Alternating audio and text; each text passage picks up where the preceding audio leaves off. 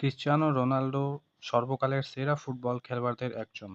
বিশ্বব্যাপী কোটি কোটি ভক্ত, ৯০০ মিলিয়নেরও বেশি ফলোয়ার সহ তিনি সোশ্যাল মিডিয়াতে সর্বাধিক অনুসরণ করা ব্যক্তি।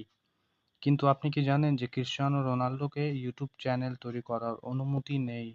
হ্যাঁ, এটাই সত্যি। প্রতিবেদনে বলা হয়েছে যে ৩৯ বছর বয়সী ক্রিস্টিয়ানো রোনাল্ডো একটি ইউটিউব চ্যানেল শুরু করতে পারেন না, কারণ এটি এত বেশি গ্রাহক এবং ভিউকে আকর্ষণ করবে যে এটি প্ল্যাটফর্মের অর্থকে চাপ দিতে পারে। তিনি টিকটকে যোগ দিয়েছিলেন ২০২৩ সালে। ক্রিস্টিয়ানো রোনাল্ডো টিকটকে যোগ দিয়েছিলেন এবং দ্রুত লক্ষ লক্ষ অনুসরণকারী অর্জন করেছিলেন।